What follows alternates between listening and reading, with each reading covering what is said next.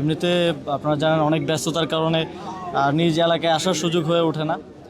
তো সেই জায়গাতে যেহেতু ঈদের ছুটি, সেজন্য চাইলাম যে একটু আসি, এলাকার মানুষজনের আবেগ আছে দেখা করার বা ওনাদের অনেক চাওয়া পাওয়ার বিষয় থাকে, সেগুলো শোনার জন্য এবং মোস্টলি দেখা করার জন্য এবং এলাকার কী অবস্থা সেটা দেখার জন্যই আসা।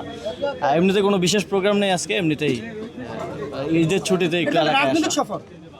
না, এটা কোনো রাজনৈতিক সফর না। এটা আমার নিজ গ্রামে, আমি তো এমনিতেই আসতে পারি, এটা রাজনৈতিক কোনো তো প্রয়োজন নেই। তো সময়ে তো আমরা দেখেছি যে কুমিল্লার নাম শুনলেই আওয়ামী লীগের এক ধরনের বিতৃষ্ণার বিষয় ছিল। তো এখানে অনেকগুলো কাজ আমরা দেখেছি অনেক সময় প্ল্যান থেকে বাদ দেওয়া হয়েছে, যেহেতু এলজিআরটিতে আমি আছি, এবং অনেকগুলো কাজ প্ল্যানে থাকলেও দীর্ঘদিন ধরে এখানে কাজগুলো করা হয়নি, একটা অবহেলা ছিল।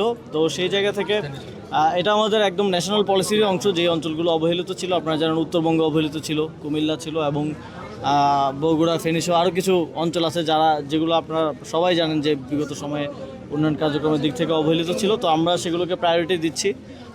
তারই অংশ হিসেবে মুরাদনগরেও যেই একদম জনগণের জন্য প্রয়োজনীয় যেই কাজগুলো প্রয়োজন, সেগুলো করা হচ্ছে এবং সামনের দিকে আমরা আরও হাতে নেব।